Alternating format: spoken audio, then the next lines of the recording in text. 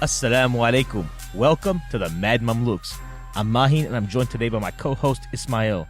On today's show, we have Ustadha Zaynab Ansari, who is one of the full-time instructors at Tayseer Seminary in Knoxville, Tennessee.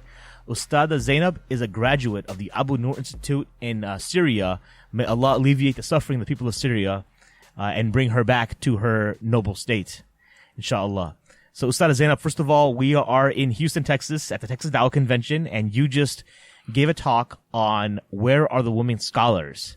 So, first of all, thank you for taking the time to sit down with us, having to go back to back, in such a short, constricted time.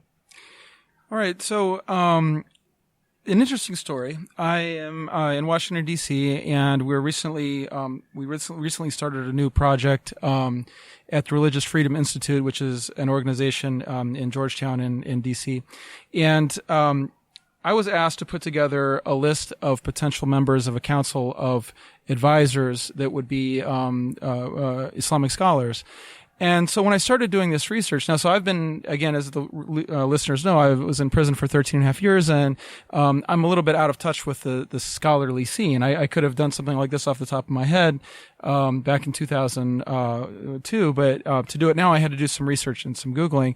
And I was shocked and amazed to find that I was coming up with more women than men in terms of just the sheer credentials in America, So one of the people on that list that I found was you, Sister Zaynab, and also Tamara Gray and others like that. And I was like, my boss had told me try to balance it out with male and female, and actually that was just happening organically. So I was kind of amazed to find that there is this sort of like reservoir or mine of a vein, as it were, like of gems or treasure in our community, but you just don't hear very much about them. So I thought it was a great opportunity to have you here, and your topic today was where are the women scholars? Yes. So. Mahin, did you want to start? Yeah, first of all, she was waiting for 25 minutes on the side because they were playing some game, right? Yeah, I was literally saying, where are the women scholars right now? Because there's one sitting over there waiting to get on stage. Waiting to get on stage. No, I was able to kind of review my notes. It was good. Okay, yeah. Those of us who were at TDC will know that for the rest of us, it's an inside joke. Well, and also, by the way, I come from a traditional background of scholarship, and I found it, to me, a little bit absurd, to be, we have this, we're waiting for this ilm and this knowledge for something kind of frivolous. But anyway, alhamdulillah, we need a little bit of frivolity as well as knowledge. Right. Well, for starting off, I think it's like you hear about the tradition, right, quote unquote, from people who are maybe pushing a feminist agenda or whatever, other kinds of agenda, anti-Islam, whatever, that just an agent of the patriarchy, and then points to we just refer back to male scholars. And then even most Muslims, they just refer back to Aisha anha is one of the most popular narrators of a hadith, right? But then she taught behind a curtain and she had students, etc. But then it really stops there, and people aren't really left with much depth as far as how that tradition. I know you talked a little bit about that. Can you summarize the shallowness of how our understanding is as far as women's scholarship goes? Well, first off, let me say, brothers Mahin and Ismail, it's a pleasure to be here. So, wa alaikum assalam wa rahmatullahi ta'ala wa barakatuh, and bismillahir rahmanir rahim.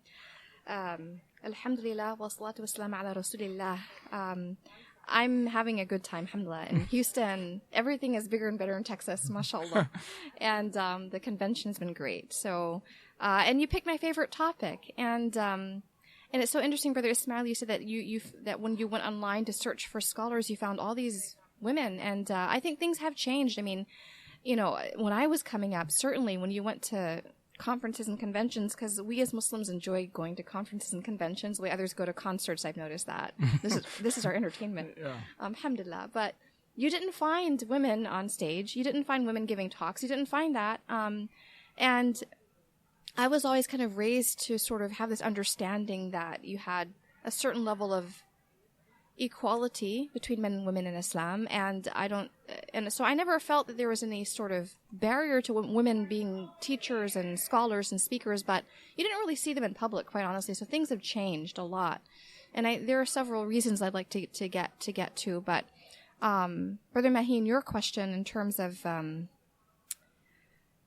this idea that it all starts and stops with Aisha radiallahu anha. So, I mean, there are a few things behind that. I mean, we're really tied to the formative period emotionally. I mean, it's how, subhanAllah, if Allah blessed us to have really, really great kind of healthy, childhoods, that we go back to those memories. I mean, they're evocative, they're formative. So we really kind of like hark back to those early years. So there's a reason why we're kind of so tied to that early legacy. I think for some emotional and spiritual reasons. And Aisha's contribution is just so significant. I mean, you cannot talk about women's scholarship or any scholarship in Islam without talking about Aisha radiallahu anha.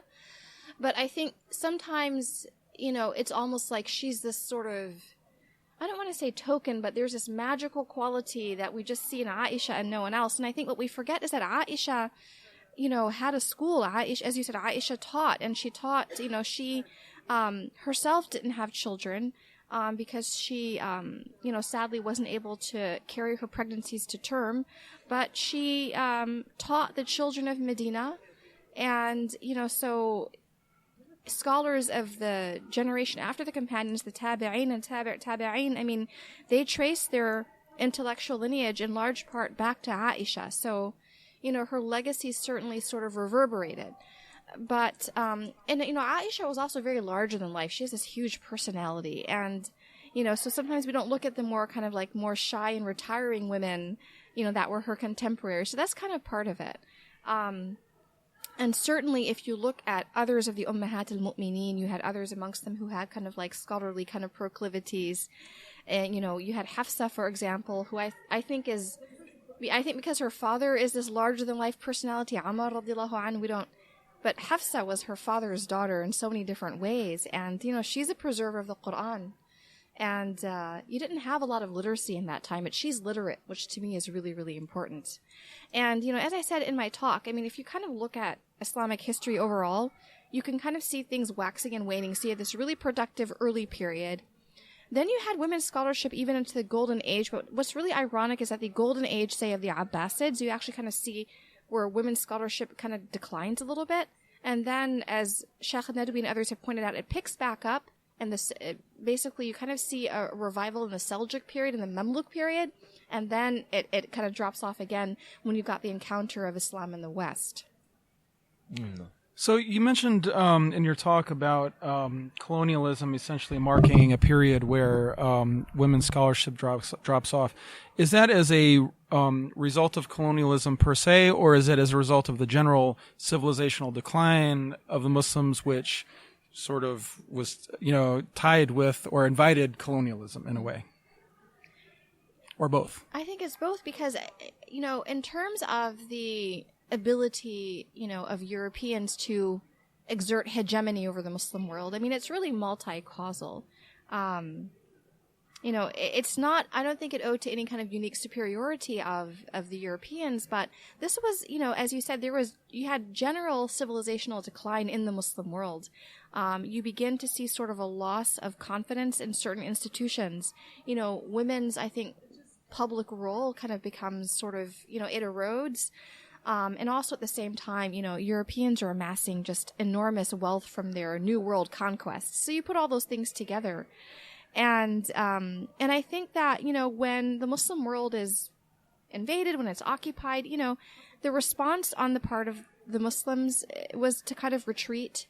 And, if you think about it, that's going to affect women because all of a sudden there's this real fear, this concern that if women are in the public sphere, maybe they might be attacked, that the honor of the family might be impacted by this. So these are very real concerns. And one of the things that my teachers in the Syrian context at least noted that was that when the French came in, there was this real concern amongst Syrian families, especially religious ones, to shelter the women.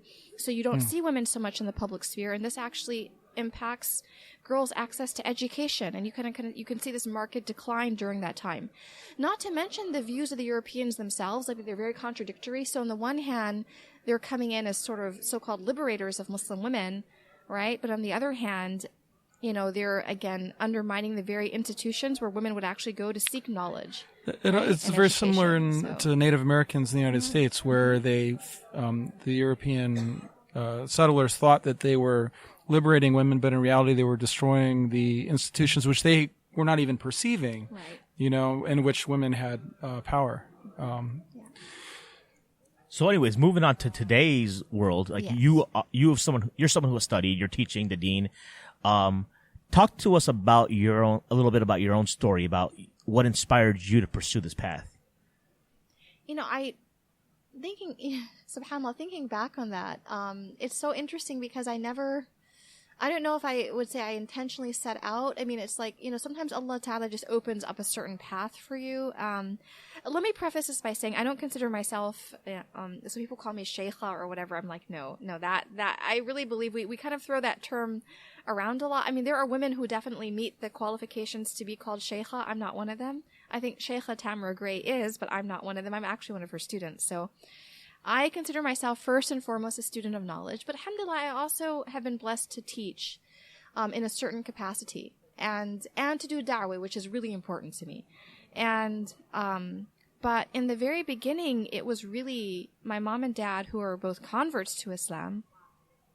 My mom is Sister Kafi Ansari. My dad is Brother Mansour Ansari. May Allah preserve them. Ameen. When they converted to Islam, and then my sister and I were born, they believed 100% in the equality of men and women in Islam. And it's not because they were sort of progressive or feminist, but that's just, they always felt that, sort of ultimate empowerment for women, if you want to use that term empowerment, exists in Islam's sort of source texts and traditions. So they felt that my sister and I deserved to have the best education. So we ended up going overseas to study.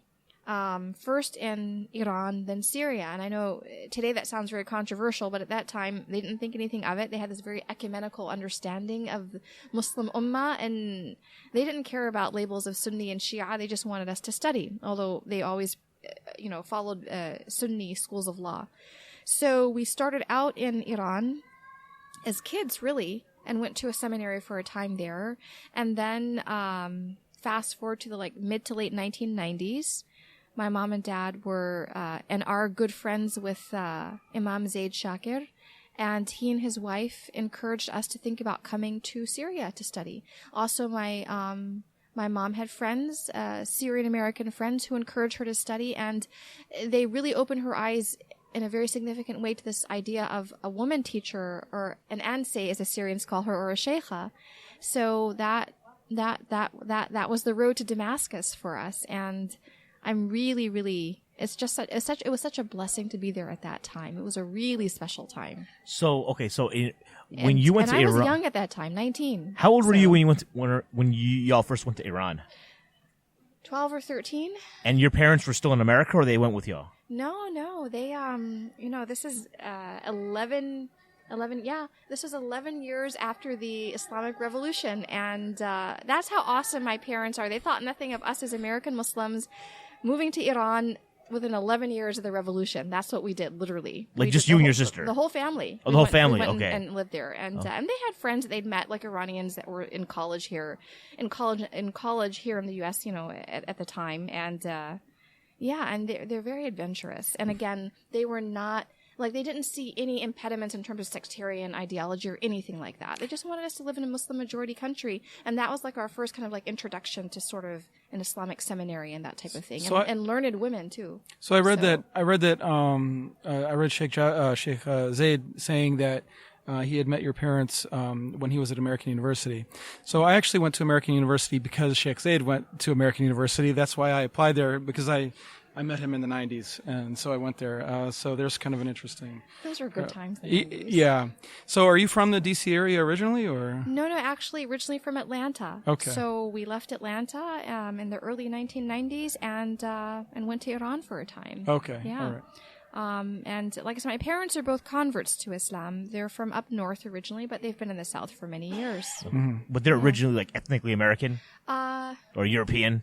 We don't need to yeah. if you're not comfortable with Right. No, discussing that. and there's a point I want to make, and I'm glad. Because when you said last name was Ansari, I'm like, Yeah. are they Pakistani? But they weren't like let's Muslim. unpack this. And Yes, I'm glad let's. that we're actually, and this is the beauty of podcasts, because you hear our voices, but you don't see us. So, and then you see the name, and you think, well, this sounds like a Desi or an Iranian name. In fact, Zaynab Ansari could be a Persian name, but it's But, and frankly, yeah. it's very difficult to tell just by appearance.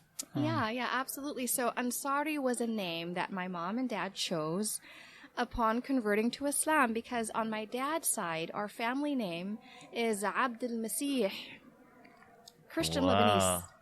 So you're Christian Lebanese? Yeah, on my dad's side, Lebanese Christians. My great-grandfather immigrated to the United States when you still had an Ottoman Empire.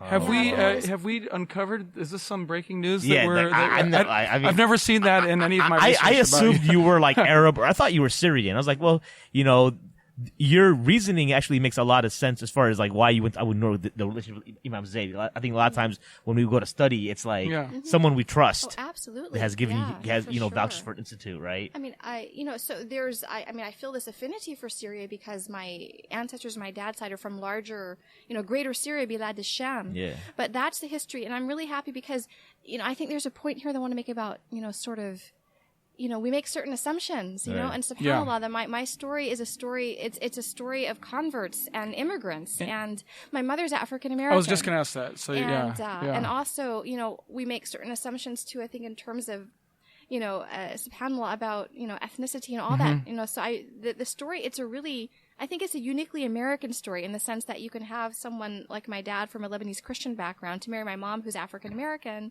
from Detroit, and they discover Islam and they say, let's take our daughters overseas, right? To Iran, of all places. Of all places. And then Syria. So, but absolutely. So, my great grandfather, whose name was Mansour Hanna Abdul Masih, Hanna or John Abdul Masih, came to the United States in the 1890s before there was a Lebanon. This was, in fact, the papers say Turkish because it was part of the Ottoman Empire. Amazing. And it's so interesting, when we visited Lebanon in the late 1990s, we were able to go and return to the ancestral village. This is right after Hezbollah kicked Israel out of southern Lebanon, by the way, in 1999. And we visited the ancestral village, and we met some extended family, and they noted with great surprise that they left Lebanon as Christians, went to America, and came back from America as Muslims. How is this possible? Amazing. Yeah. So, I think amazing. that's a testament to the beauty of this society, quite honestly. Yes. So, Yeah. When my mom and dad became Muslim, they were advised by the, mashallah, very nice Desi uncle who gave them, shahada, that you might want to think about changing that name, because Abdul Masih means slave of the Messiah, which theologically speaking for a Muslim might be a little problematic. Yeah. Just a little. A little bit. Yeah. All right. Sure. Actually, so when you're Abu Nur, you're familiar with like many institutes like the University of Medina or Umm al-Qura, where people do a faculty like Sharia or Hadith or Quran. Is there a specific science of Islamic sciences amongst the sciences that kind of like float your boat more than the others, or something you specialize in? Yeah, subhanAllah. So Abu Nur, it had a college. Well, mashallah, it was a huge complex. So the program that I did was actually, it was a 3-year preparatory program. Like, so intensive was this preparatory program that, mashallah, I came back and I was actually able to teach. So if you came in without what they called a Thanawiyya Shar'iyya, or basically a high school diploma from an Islamic school, you did the pre-college program, 3 years of Arabic and fiqh and hadith and seerah and so many topics.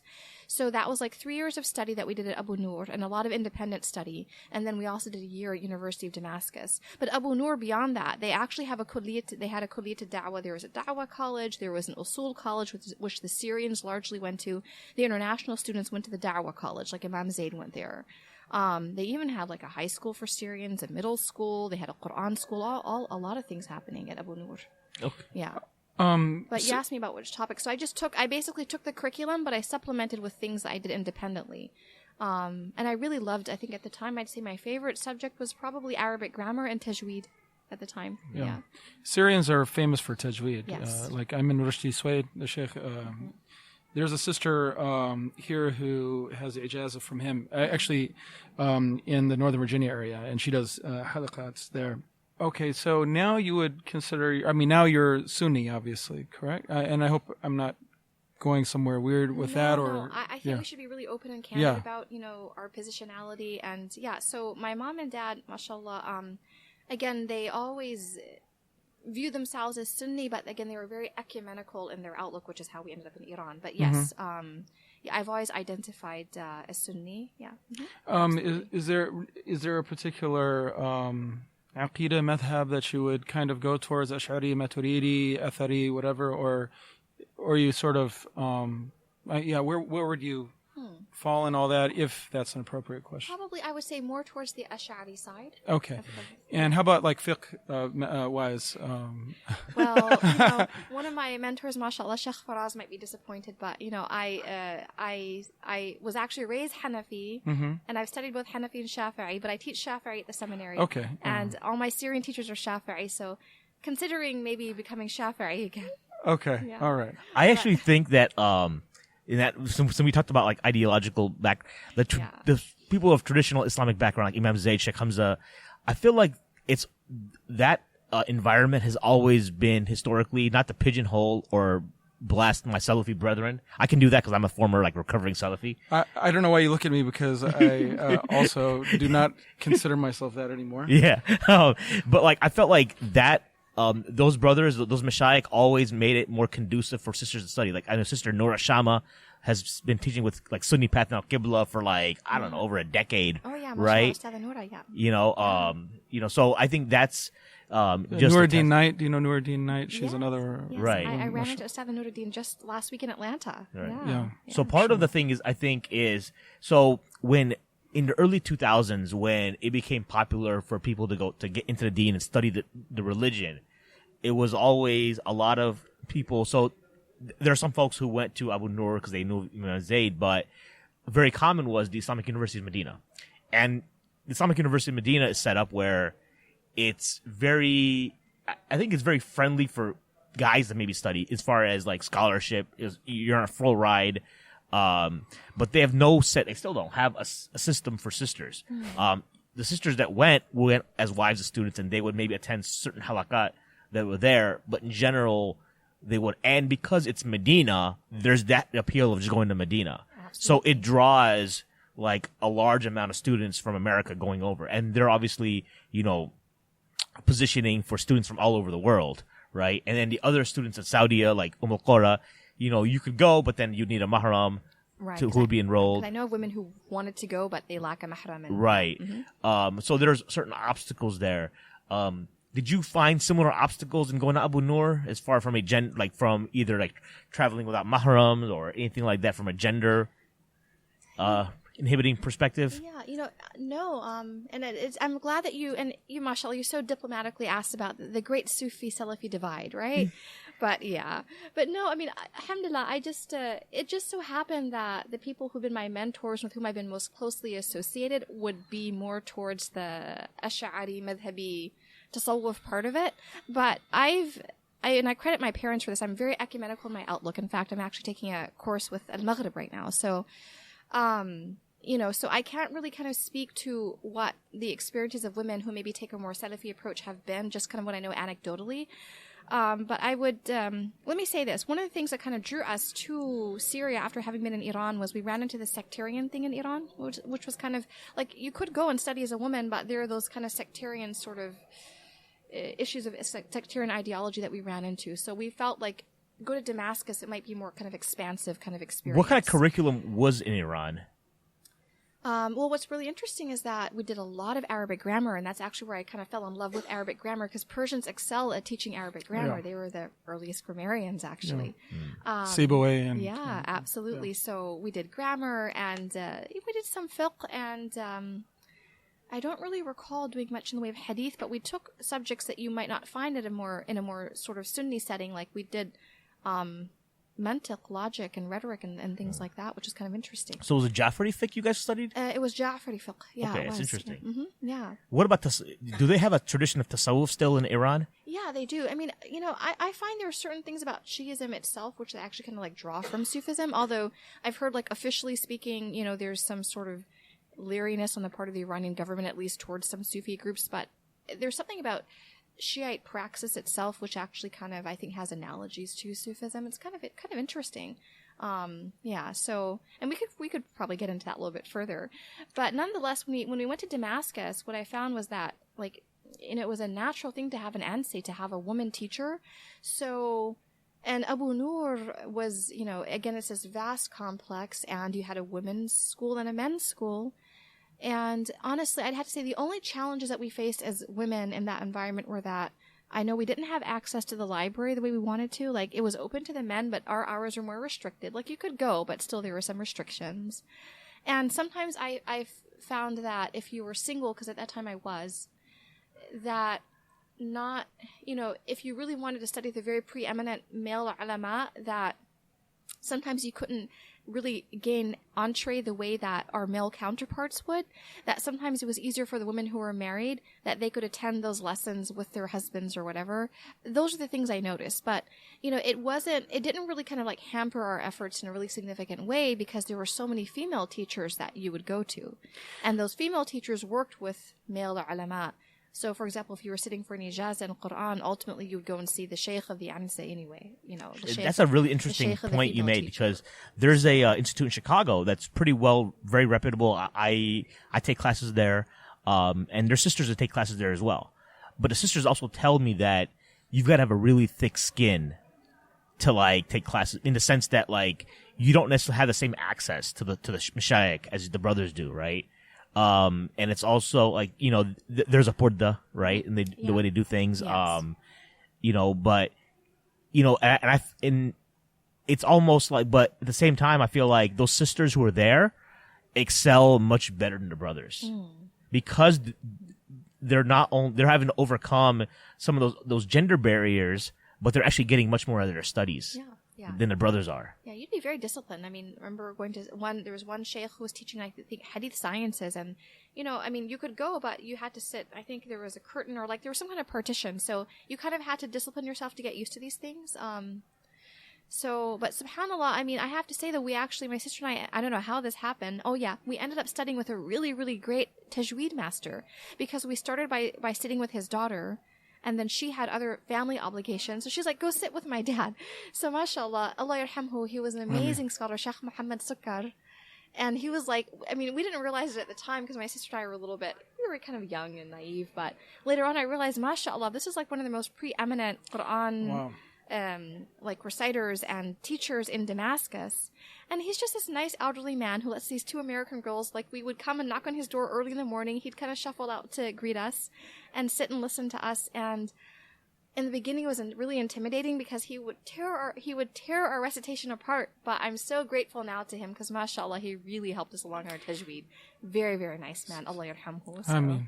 So as someone who's, I really love the science of tajweed and the study of it. So I wanted to ask you that right now it seems that there is the science of tajweed is in a weird position in the minds of many modern Muslims. On the one hand, many of them, and I could say especially often among like so-called Salafis or Saudis, they will often denigrate the science of tajweed as something that is sort of not really of the essence. And then on the other hand, you have, for example, people who will study it, but it won't really penetrate their anything else, that they do. And so it's like, you find these people who have the Quran memorized, but they don't have much else. They don't have any understanding of it, and they might be able to recite it perfectly, but So, what is the proper way to understand the science of Tajweed? Is it so that it doesn't just become something technical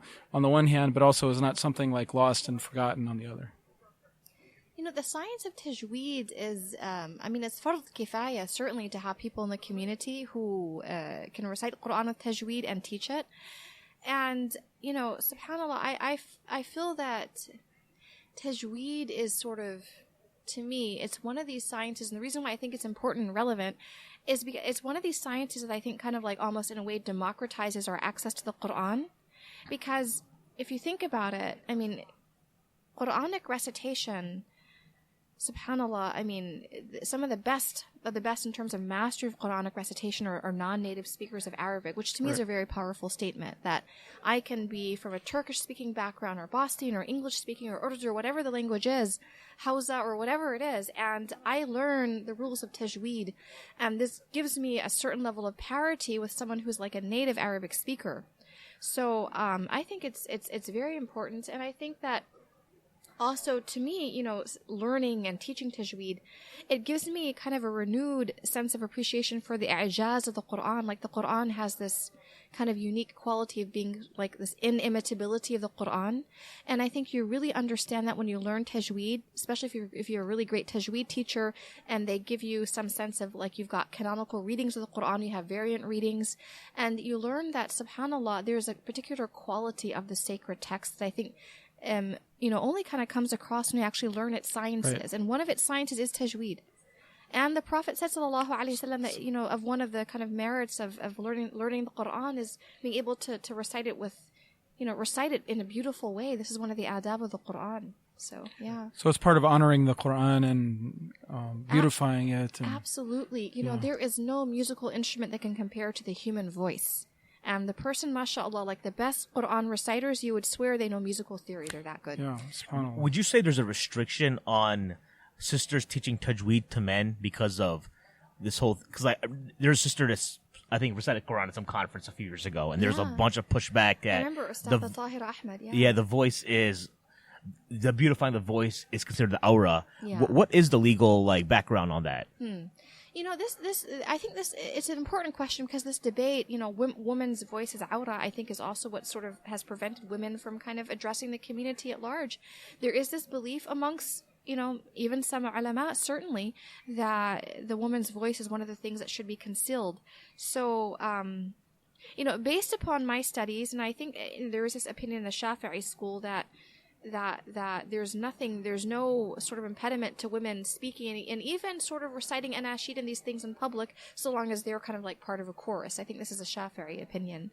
I personally don't feel that there's any barrier to a woman's teaching Quran or Tajweed, so long as certain boundaries are observed. Now, again, though, Tajweed, but I will say this. Tajweed is one of those sciences where you really kind of like want to watch your teacher very closely, and sometimes you have to actually show see the mouth, and the tongue and the teeth and all of that. So for reasons of haya, I would say it's probably best to have a same gender teacher, but I don't think it's unlawful in certain cases for a woman to teach Quran. And I think that, subhanAllah, it all kind of goes back to our intention.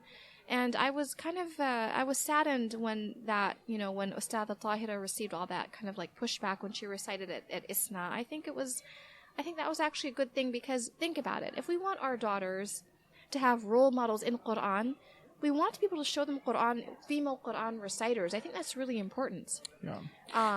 If you think about it, if you just Google female Quran reciters, you're very hard pressed to find any because of these views, unfortunately. So I know a sister, in the Virginia area who is Syrian, and she's a hafiz of Quran, has a ijaz in Bukhari, and no one knows who she is. She's just sort of floating around. She also has a degree in law, so she's working as a lawyer. There's Tamara Gray, there's yourself. Now, I don't mean to say that no one knows about you because actually I come to find that you are more well known than I thought. But at the same time, like we have these so-called celebrity sheikhs who are men, who, quite honestly, you don't like the term sheikha applied to you, but these men apparently don't mind the term sheikh being applied to them, and they're like all over the place. You know what I mean?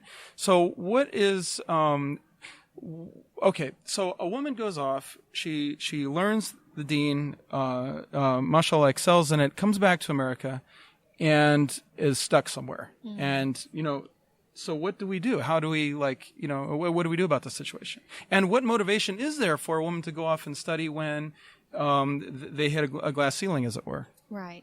I mean, there is a glass ceiling, and I don't think that glass ceiling is necessarily always kind of imposed by the community or the patriarchy. I think sometimes as women we can be our own worst enemy, because I think some of us, and I've found this working with women, is that we still find men to be more authoritative. So I think we have to actually kind of ask ourselves as women, I mean, are our frames, like, really interrogate those frames. Just as an aside, I was watching a film about Margaret Thatcher. She was portrayed by Meryl Streep, and in the film, Margaret Thatcher, apparently this is real, had to actually undergo voice training to learn how to make the register of her voice lower and deeper. Wow. Because if she did that, her male colleagues would take her more seriously. Wow. Think about that. And Allah Ta'ala tells us in the Quran, tells women to, don't make the voice alluring. That's interesting, right? Think about that. So I think there were certain, I think there were, in terms of how we perceive authority, there were certain cues that we're not even picking up on. So I just wanted to put that point out there. Also, in terms of celebrity, I don't know that any of the so-called male celebrity sheikhs, I doubt that they ever set out to become celebrities, but I think given our current media culture, we as the Muslim sort of convention sort of attending public, we gravitate towards those people who are charismatic, who can help us to sort of process these questions we have about Islam. So I think this is just maybe kind of like one of the byproducts, I think, of this larger culture we have in terms of North American Islam. So I just wanted to raise that point. But nonetheless, though, I do find women that we tend to be more shy. We tend to be more shy, more retiring.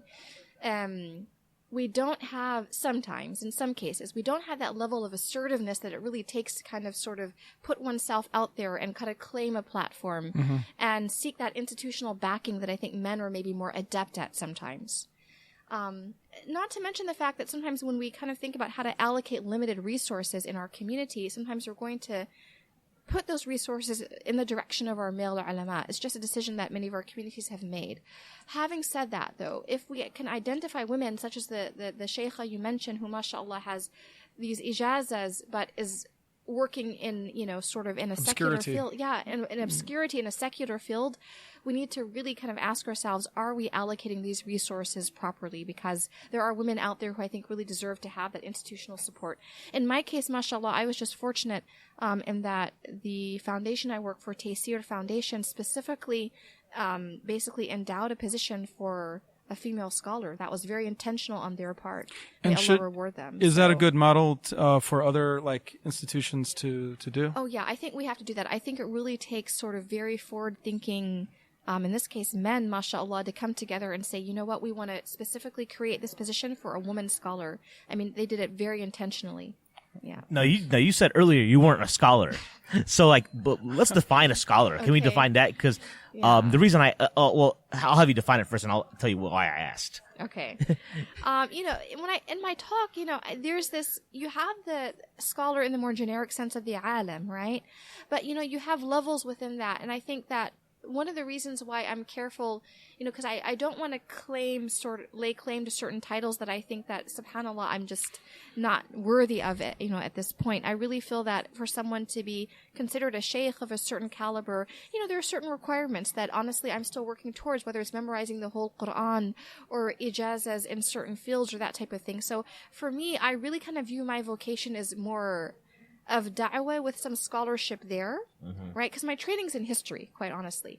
And I've had some really great mentors along the way, mashallah. But, I also recognize there are women out there who possess ijazas, women who have, for example, doctorates, and I'm mindful of that. I mean, to me, I really feel that we're very sort of we quickly apply certain labels and credentials, and in my case I would never feel comfortable being called sheikha, but ustadha, like I've told people, it just means teacher or professor, and that's acceptable because I do teach and I enjoy teaching, alhamdulillah. Sure. So, yeah. Isn't there sort of a sense in which, in the land of the blind, the one-eyed man is king? Yeah. So in other words, like when no one has any knowledge and you have this level of knowledge, it sort of like feels natural to say sheikha, And also, I think one of the things that we have the responsibility to do is if we don't know something, we say, I don't know, but I can direct you towards the person who has the knowledge or the background who can help you. And I often do that. Where I teach, for example, we have Sheikh Hassan al-Ashhab who, mashallah, the way we've divided up the curriculum, he has certain subjects and I have certain subjects, and alhamdulillah, and it works out quite well.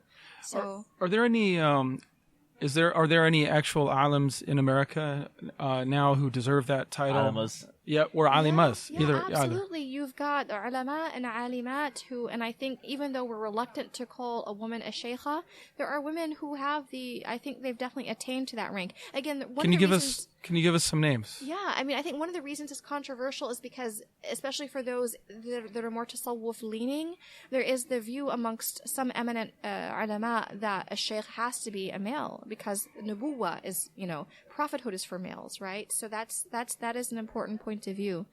But yeah, I would say, really off the top of my head, I would say, Sheikha Tamra Gray is one of them for sure. Mashallah. And again, these are women they're very shy in the sense that they're not making these claims for themselves. But remember, the greatest ulama, they were recognized by their peers. There's always been the system of being recognized by one's peers, right? Mm-hmm. That's how these titles, Hujjat al-Islam or Shaykh al-Islam, were conferred. Right. Sheikha Zaynab Ansari is another one that comes to mind. Yeah. I'm asking for very practical reasons, so that those who are out there in the community who want to begin to promote and recognize female scholarship in America, so that they can do that. So you mentioned too. Any others that you would recommend? Yeah, there are, mashallah, there are several really, really wonderful women out there that, mashallah, it depends, because sometimes the needs of the audience will, so sure. There are I really want to say there are a lot of women in academia who have done some really amazing work. And I think that sometimes because of this whole sort of issue of sort of Islam and feminism, that sometimes we shy away from the work of women in academia, but there are a lot of Muslim women who are doing really important work in that field. But, again, when it goes, I think one of the challenges I personally face when it comes to identifying women who are more traditionally inclined is that those women don't really seek the limelight. Yeah. And a lot of times, because of their understanding of Islam and of fiqh, they might not even want to address a male audience. So that's why we don't know that that's the impression I got. Yeah. So a couple years ago, I was involved with a conference in Chicago, and I was in charge of all the speaker hospitality. And we reached out to people like Sheikha Muslima Permal, who's an Azhar graduate. Yes. For example, amongst others. And she was just busy. She couldn't make it that weekend. So we did have a disproportionate amount of male to female speakers. However, when people reached out to us like, hey, we boycott this conference because there's not enough sisters on the panel, and they sent us a spreadsheet of all the speakers we can contact. I've seen that, and they're right. So they were going to boycott the. And then so I asked about I was talking to the organizers. I was listen. The thing is, everybody that we have, it's a meritocracy in the point of what have you studied, right? It's not about just putting a sister up there just because she's a sister, someone who has a blog. Some people were there are people on there who are just bloggers. I have a friend, his wife does amazing work with humanitarian relief overseas, and she was on this list. And I asked him about her, and he was like, really? They didn't get her authority to put her on that list with her contact information? I don't know if it's the same list, but there's a list going around right now that one of the of women speakers, and one of these is not even a woman. It's a man who dresses up as a woman and wears hijab. Oh, wow. So the thing is that with the absence, going to new territory with that one. Yes. So with the absence of these sheikhas, and with them hiding and not wanting to be out in the limelight, what happens is that others take their place. There's a vacuum. Yeah. So we wind up with activists, or we wind up with whatever, or straight up charlatans like the one you just charlatans. Mentioned. That's what it sounds like. Well, I never would have imagined that one. Yeah. SubhanAllah. Yeah, there are a few other sisters that I'd like to mention. I hope, and I'm not, obviously, these are the ones that come to mind. Yes, There's so many others. You're not excluding any by... If I've missed anyone, please forgive me. But, Dr. Ingrid Madsen, mashallah, I mean, I've learned so much from her. Ustadha Noura Shamma, there's Ustadha Fatima Knight, who graduated from Zaytuna. Nuruddin's sister. Yeah, Nuruddin's sister. There's Dr. Intisar Rab, who, mashallah, was at Abu Nur with us. I mean, Really? Yeah. I've known her since 96. Yeah, mashallah. Intisar is amazing, mashallah, because she's got her JD and her doctorate and, of course, studied with traditional scholars as well. So, I mean, mashallah, again, like I said, we have to readjust our frames because we're just inclined to kind of like, when a brother is out there and he's charismatic and eloquent, automatically he's sheikh, right? And mashallah, and in most cases, they possess the people who are out there. They do possess the credentials, and I think we need to think about how can we make it possible for women to attain similar credentials. That's a very important question. I think as we wrap up here, I think the theme is really the conference. Yes. The conference scene. Sometimes I think we as a community need to mature. The conferences scene has its place, right? It's a place where a lot of people get their spark to get into the deen, right? But I don't think you can stagnate and be a conference attendee for like 20 years and get knowledge that way. I've heard uncles say that I don't have to, I've had uncles tell me like, there'd be like a weekend intensive coming, right? Or somebody wants to teach a book like Aqidah Tahawiyah. And they're like, well, I go to ISNA for 20 years, so I know I get what I need to learn from ISNA. Hamza Yusuf told me in 1993, he said, this is their Islam. He was pointing out to the conference attendees that this is their Islam, Right. So, yeah. Oh, okay. Now, so my fiance, Sister Noor, Jude, she wanted to study, get her master's degree in Islamic studies, and at an American University, Georgetown, or something like that. And I suggested that would probably not be a good idea, as did Dr. Jonathan Brown. He said, no, don't do that. If you want to study Islam, study it traditionally. Don't study it at an American university. And he's a professor in an American university. And so is Sister Sheikh Intisar, and so on. So what I wanted to ask you was, let's say there's a sister out there who's listening to this podcast, or there's a father out there who's, listening to it and is considering for his daughter or whatever. What do they do now? Where do they go? If they're inspired by your talk, how do they go and become an alima?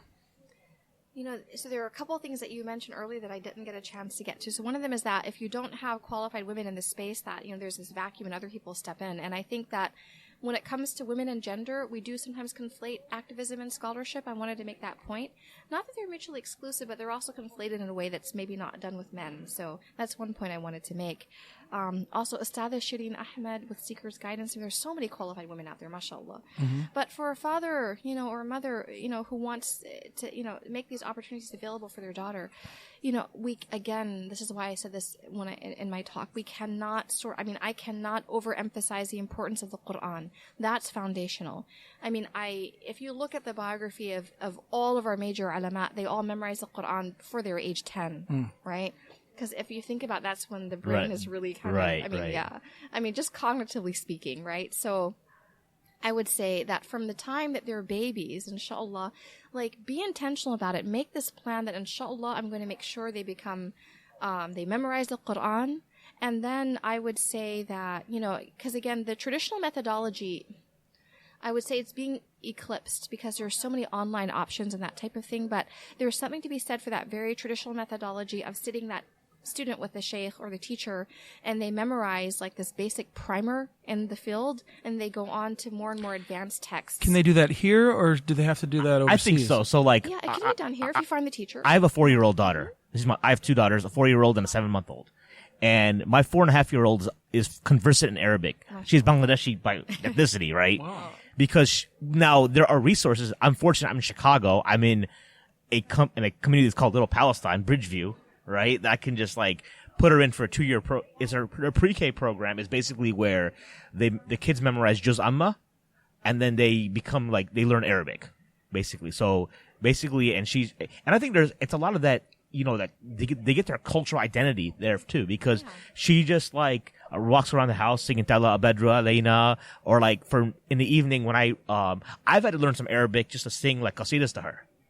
as bedtime routines, right? So I think the parent and my wife and I, we've discussed it. We're like, okay, we'll do the juz amma thing, and then we'll see how she gravitates toward the hit. If we don't want to force hifz on the kid when she's 4 or 5, if that's not something she wants to do, but there is we do see that there's a genuine appreciation. I don't know if she understands the depth of the Quran yet, right? But she will before we go to bed, she's like, Abu, I didn't read the Quran today. You know what I mean? And stuff, things like that. So I think that's, the parents do have a responsibility. I think that's where your folks came in clutch there, for you and your sister, kind of getting that ball rolling. Absolutely. I don't want to open up any cans of worms here, but so speaking of activists, so who are the activists we shouldn't take from? No. It's okay. One of the things that I noticed having when I come out of prison and sort of Rip Van Winkle or time traveler seeing this new era that we live in, is that there's been a lot there's been people are much less interested in ilm now, the Muslim community, the online Muslim community, and so it just seems to me. And at the same time, there's been this corresponding increase in activism. So this activism is now separated from knowledge, and it's sort of you have a lot of shooting from the hip. You have a lot of, anyone who's at this march, it's understood that they believe in abortion, and so it's whoa, wait, what does that have to do with?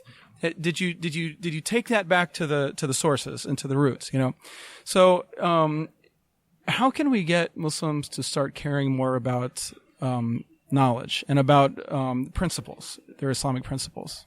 That's a good question. I think that what I would say, in defense of some of the sisters who are out there sort of in that, in the activist sphere, that maybe they feel that, that traditional remedies have not been successful, and that might be one of the things that sort of compel them to sort of become involved. And because if you think about these issues, the hot button issues, women and gender, I think one of the reasons why sometimes women are kind of more pushed in the direction of advocacy and activism is because they become frustrated with the perceived silence of traditional ulama on certain topics. Mm-hmm. So I will say that.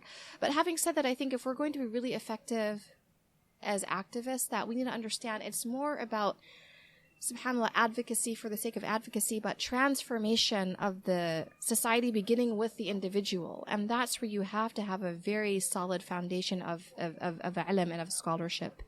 Because, when you separate those two, sometimes our efforts can be devoid of barakah. And we want to bring barakah back into our efforts. I firmly believe in that. And if you look at, subhanAllah, the Prophet sallallahu alaihi wasallam, he was out there, right? Sort of in the trenches, but at the same time, he was also meditating and, reflecting and engaged in ibadah, right?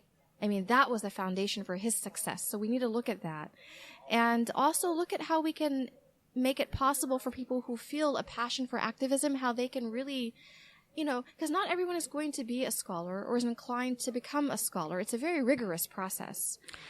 But at the same time, the program we have in Knoxville, we actually have a component, an activism component. We have 11 subjects, so the ilm component is there.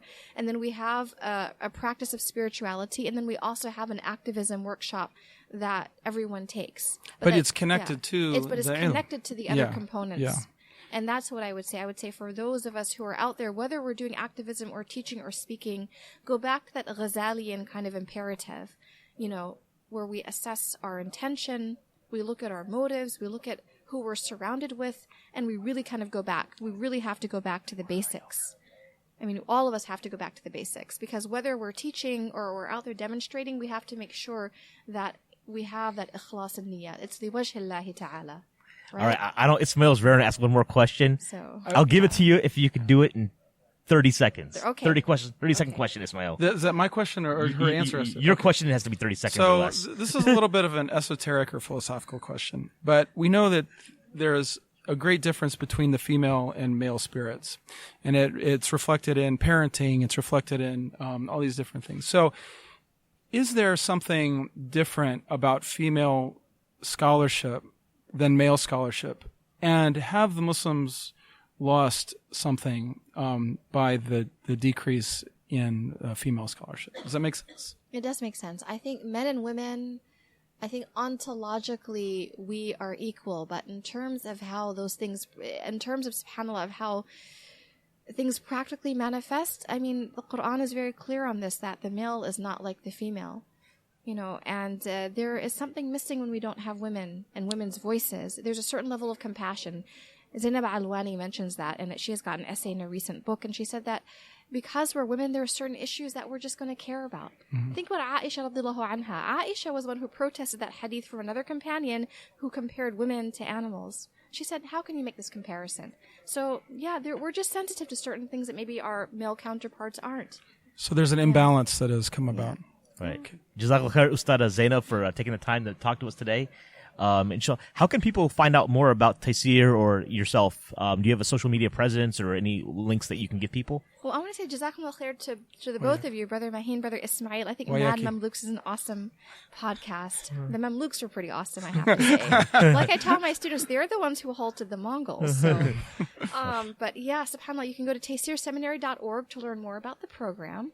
And alhamdulillah, it's a 1-year intensive in Islamic Studies for someone who wants to take that gap year off to really immerse themselves in a really great environment. Awesome. And what's the age you guys start taking students? Basically, our youngest has been age 17, mashallah, and our eldest was probably age 65. So. Oh, mashallah. Wow. Okay, great.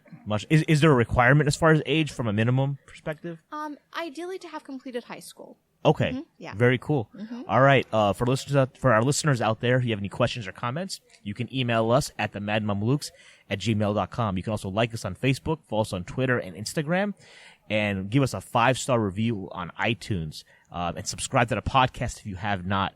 We are also soliciting donations. We are here at Texas Dawah Convention. This isn't, we don't get to come here for free. We had to pay for plane tickets and all that kind of stuff. So if you would like to donate to us, you can go to our website, www.themadmamluks.com, and contribute whatever you can there. We appreciate your support. We are, I believe, the only week we have put out a show weekly pretty much for the last almost 2 years. We are, I think, 92 or something published episodes right now. So, alhamdulillah. That's the way, we don't do this we don't make money off this podcast. So, just want to put that out there. Appreciate everyone listening.